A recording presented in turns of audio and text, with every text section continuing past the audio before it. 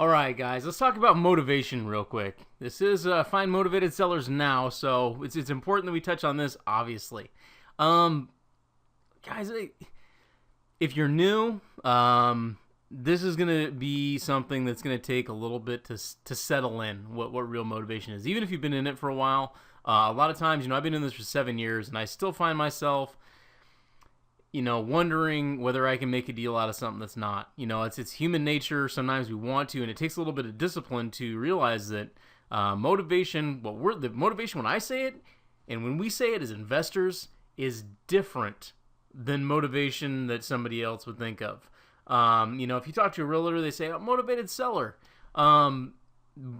99.9% of the time, their motivation doesn't mean motivation to me. Motivation to somebody in the brokerage community or to a seller might mean, I've got it listed at 190 and I'd be willing to take 183 or something. I'm really flexible.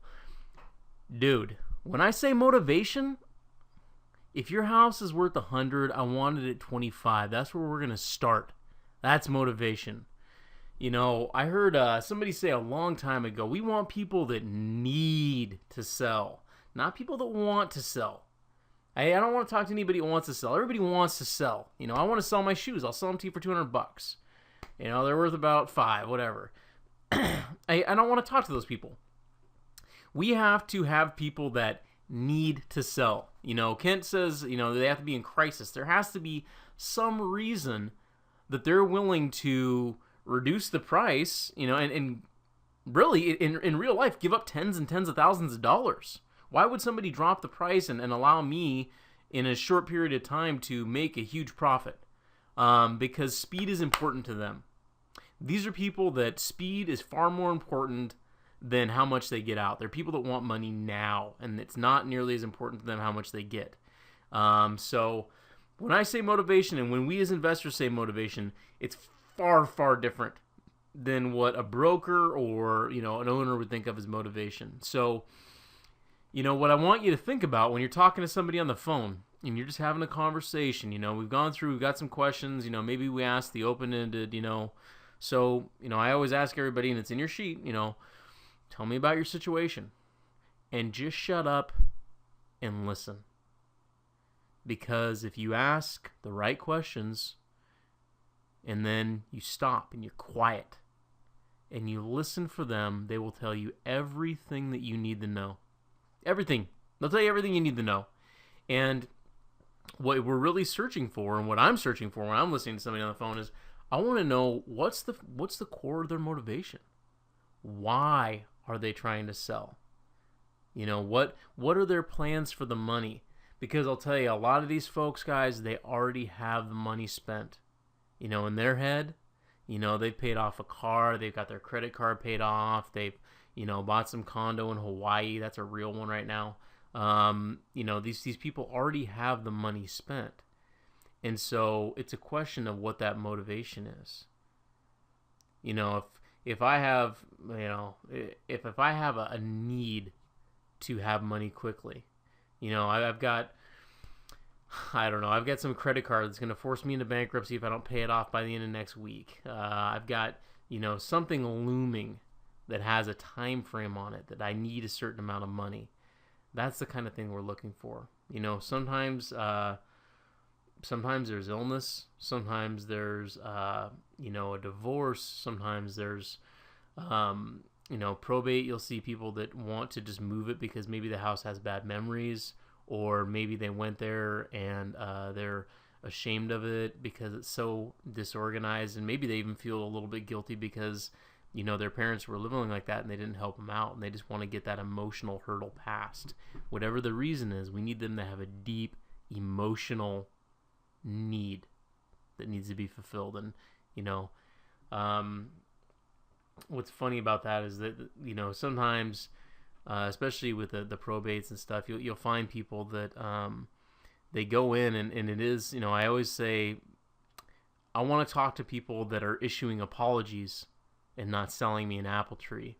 And what I mean by that is that I don't want somebody that's going to walk me around the house. I will leave immediately.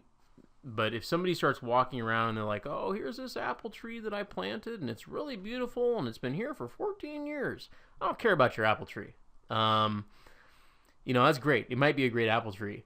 But I want people that are not selling me the apple tree and telling me about little things like that don't matter. I want somebody that's apologizing as they're showing me around. Somebody that's walking me around the house like, I'm really sorry. I know it's gross in here. Oh, geez, I feel bad. It just got so out of control. This house is, the mold and blah, blah, blah. So just keep that in mind. You want apologies and not apple trees. You want to know, if they're motivated, what options do they got on the table? I always ask folks, so, what are you doing? Who do you talk to? What are you thinking about doing? You're looking for a cash offer one? You ever think about listing? And a lot of people will be like, oh, don't suggest that. Dude, I always suggest that because it tells me where they're at. Because any rational person would throw the property on the market. That's not who we deal with.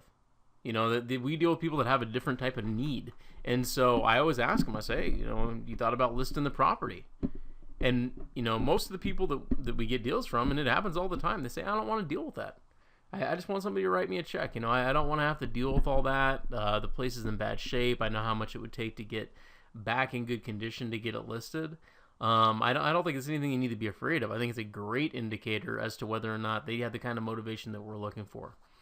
So, when it comes to, just reading people, not everybody's going to tell you that they're super motivated, even if they are. And so it's important that, it comes right back to just being quiet and listening. Don't think about the next thing you're going to say. Don't think about, what you need to tell them, and you need to tell them about your business and how important you are. Just shut up and listen. Listen to their voice. Listen for the small things. You can be talking to somebody and they might say, well, blah, blah, blah. And you get through and just dropped somewhere in there. It's like, yeah, my brother, he kind of wants to know what's going to go on too. And then they'll just go on. Well, maybe that brother is a real factor in the sale and you don't know it. And you don't want to spend a whole bunch of time, get out to the spot and find out that they can't make a decision because Brother John needs to come in and approve everything. So it's very, very important that you actually listen when you're talking to people and read between the lines and then ask good questions. So, I threw this in here too, and we're going to talk about this in a minute, but asking for price, when it comes to motivation, you'll have a lot of people, like we said before, say that they're motivated. Everybody's like, oh yeah, I'm motivated.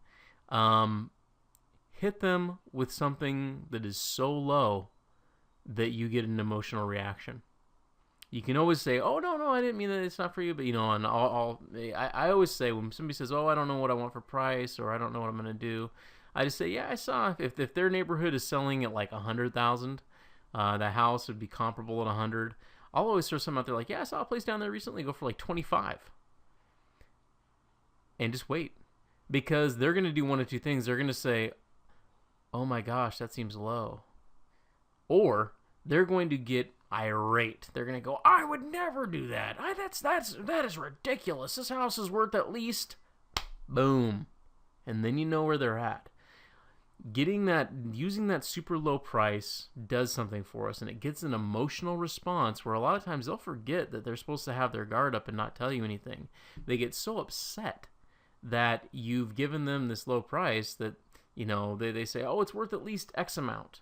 And then you know how motivated they are. I use that all the time. And, the good way, like, if you say that and they get mad, well, you simply say, well, no, I'm not saying that that's what your house is worth. I just saw a place down the street. I'm sure yours is in far better shape and you're good to go. When they don't want to talk about it or they don't want to talk about motivation or time frame or any of that, I also always just say, hey, man, I don't want to waste your time. I'm a real estate investor and I know you're busy. I just want to make sure that we're on the same page. We're in the same ballpark, because if we're not, let's just wrap this up here, and I can point you in the direction of somebody that might be able to help you out and get you what you're looking for. And that, again, it gives them a gauge. Are they going to say no, let's talk about it, or are they going to go a different direction? So when it comes to motivation, it's pretty much the key to everything. I always look at it and say, if they're motivated, they go in one box. There's something we can do with them at some point. If they don't have the motivation, there's absolutely nothing that you can do. Hang up the phone, get off the phone, move forward and find somebody that is. Do not pursue people that are not motivated, because you only got 4,000 Saturdays.